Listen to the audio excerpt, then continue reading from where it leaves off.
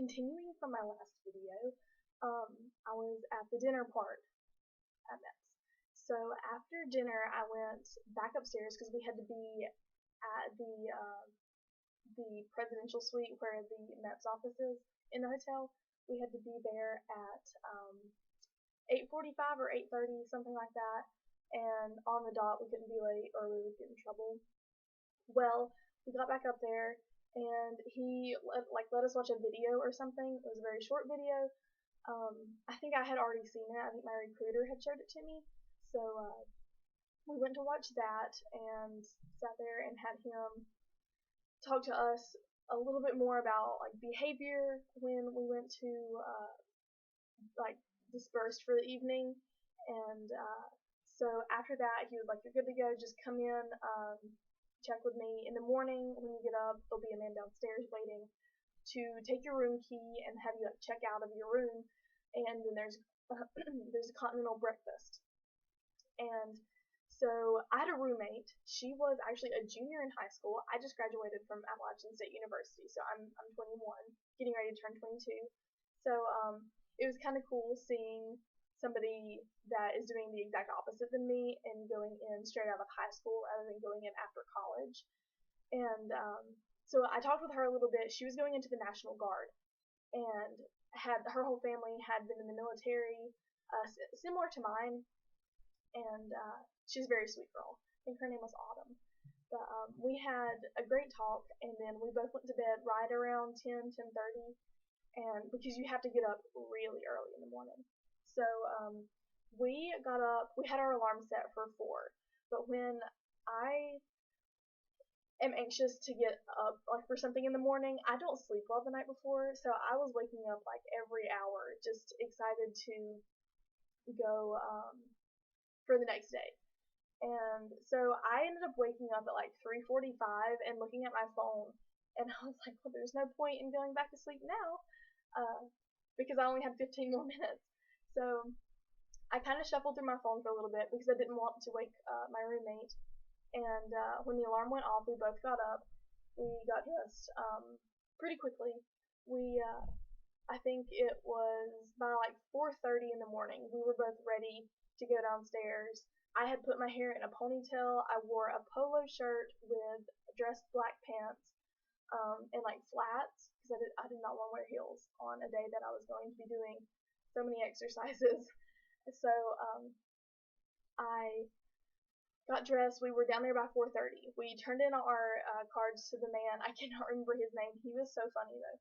He had made a career out of the Air Force and had just retired, but was still, I think, working part-time for MEPS or something. It was really strange. But we got up there and we were handing him our keys to sign out of our room. And he asked me a question, like he was asking everybody questions, and he asked me, he was like, "This is going to be a really hard question. Where is Air Force Basic Training at?" And I was like, how would I not know that? It's at Lackland Air Force Base in San Antonio, Texas, or just slightly south of San Antonio. So he was like, "Oh, go on." And it already had lightened the mood. That early in the morning, he had lightened my mood. So we went and ate the continental breakfast, which was fantastic. They had eggs and bacon and sausage and fruit cups and yogurt, milk, juice, anything you wanted they had. And I made sure to eat a hearty meal because we were going to be there. They give you lunch, but we were going to be there for 6 or 7 hours before we even got to eat lunch. So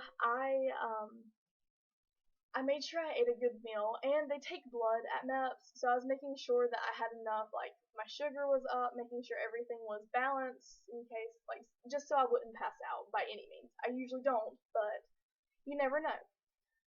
So after breakfast, we lined up. He gave us a whole talk about how we were supposed to act again at MEPS. They're very big on behavior at MEPS, and they want you to portray your branch very well. So we got on the bus, and we went back to the MEPS building in Charlotte, and we were done with the hotel. You don't go back to the hotel at all, or I didn't at least. And so we went to the MEPS building, and that's where you start doing your medical briefing. And you have the, I think he's a captain, he comes in and he talks with you about all like sexual harassment, which the military is very big on right now.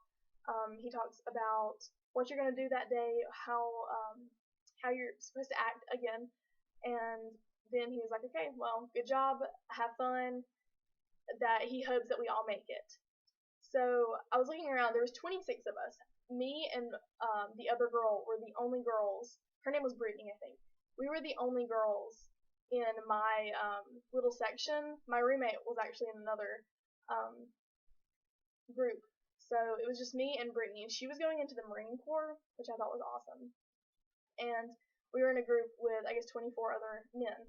So we went back. They took all of us back to a little, like, classroom-looking section area. And we did more paperwork. And we had the doctor come in and speak with us. He was so cool and so funny. And he lightened the mood again. I thought I was going to get yelled at the whole time, but we didn't get yelled at any. And we went to speak with the doctor, and everything went well. So after that point, he took me and the other girl first. We went in, I guess so they could get us done quicker, since we had to be done separately, because I guess we can't be in the same room as the guys getting our medical stuff done. So it started out with him taking us into like a break room and filling out the sheet that your recruiter gives you to practice on. And if anything that you tell your recruiter and you tell MEPS doesn't match up, you're going to be in not trouble, but you're going to be put in the very back. You're not going to be able to be processed as fast. You're not going to get to swear in as fast. You may be disqualified altogether. So if there's anything seriously wrong, like something that will deter you from being able to do your job in the military, you need to tell your recruiter first off, and you need to tell MEPS. Don't tell your recruiter and don't tell MEPS completely different things, because you will get found. You will be disqualified immediately. So I have never had any medical issues, thank God. Like, I have not had any medical issues, but I have had really like every time I get my blood drawn, I get not sick, but I get like lightheaded, and I never pass out or anything. But I was worried that I would get disqualified if I were to pass out for some reason. So we went in there, we did the hearing test, and that went very smoothly, very easy. Just make sure you're telling the truth and click the button when you hear a sound. And we went we went and did the seeing test, the depth perception test, which was kind of hard. Like, honestly, that was probably the hardest part. I could not get the dots to one to come up versus the other ones. They were all staying flat to me, but I passed. So that was probably the most difficult part. So after that, we went to speak with the doctor again, and we had to do certain movements and jumps, like I'm sure everybody else on YouTube has already showed you. I can do another video if you would like, but you have to do certain stretches, certain movements, like you have to touch your thumbs to your shoulders. You have to just make sure that all your movements, that you can do all the movements that he asked. We passed with flying colors, Brittany and I did. We did great, and then you have to go to the actual physical part where he checks out everything that could possibly be wrong. He checks out the breast tissue to make sure that you don't have any lumps, and he checks out your lower section to make sure everything looks normal down there. And everything was good. Everything passed.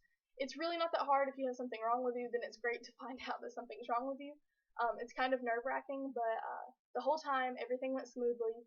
I was done with everything by about 9:30. So pretty great, pretty fast. Everything was great. I did not pass out when I took blood. I just didn't look. I turned my head and watched Good Morning America while he took my blood, and it was over before I even knew it. So everything went smoothly. I'm trying to think of more details that I can think of. The doctors, all of them were very nice. They're there to do their job, so they're not going to be overly nice, but they do thank you for your service over and over and over again. And that felt really good, because that was the first time I think I had ever been told that it was brave what I was doing, that I was going to change my life and help others. And that's all I really want to do with my life is to help others. So that was pretty great. It was a great experience. And after that, I went to talk to the guy, the tech sergeant again for the Air Force. And we picked out all of my jobs. I scored awesome on my ASVAB, passed everything, got all the jobs that I wanted. I plan on doing Intel or Cyber. That was the jobs I chose out of my 10. So we'll see how that goes. And I'm really excited. I think that it will be a great experience, and I will let you know further what happens when I get my job and my basic training day. So like this video and or give it a thumbs up, and I just want to shout out and give a big shout out to Kyle Gott and McKenna Gott. They are great. They're the reason I'm doing this right now, and I just want to say thanks to them for giving me and influencing me to document this part of my life. So thanks guys.